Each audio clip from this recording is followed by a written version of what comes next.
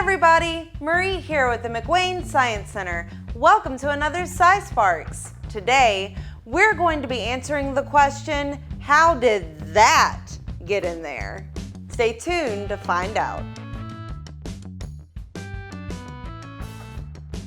Here I have a hard-boiled egg. It's squishy, yes, but do you think that I can get it to squeeze through this small opening of my Erlenmeyer flask?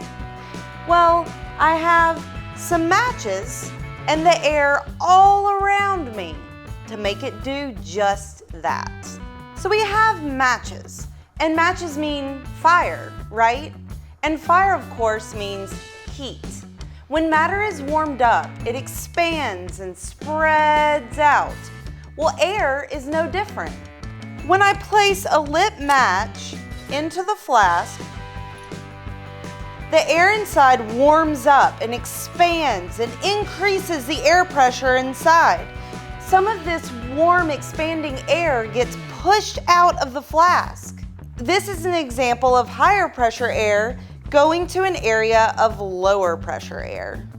When the match goes out, the opposite occurs, such that the air inside the flask cools down, contracts, and decreases the air pressure inside the flask. Normally, the higher pressure air around the flask would rush in to maintain the balance of air pressure between the inside of the flask and the outside of the flask. Now, if I put a hard-boiled egg on top of my flask opening, the higher pressure air around me can't rush into the flask without pushing on the egg. Let's strike up another match and see what happens to our egg.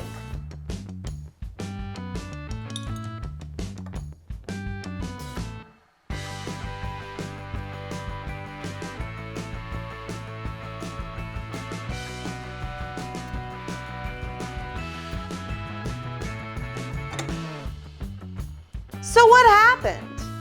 Did you say the egg got sucked into the flask? Well, actually, do you remember what I said about all the higher pressure air pushing on the egg because it wants to get into the flask? As weird as it may seem, the egg does in fact get pushed into the flask, not sucked into the flask.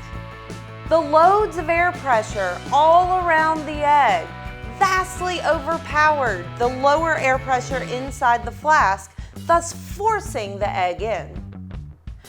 Okay, so now I have an egg in a flask with a smaller opening than the egg. How in the world am I going to get the egg out of the flask? Do you think I could use another imbalance in air pressure to push the egg back out? I think I have an idea.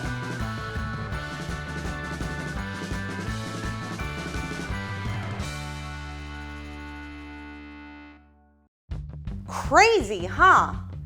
By blocking any air from escaping and blowing into the flask, I was able to increase the amount of air in the flask and thus increase the amount of air pressure pushing again on the egg, but this time pushing it out instead of in.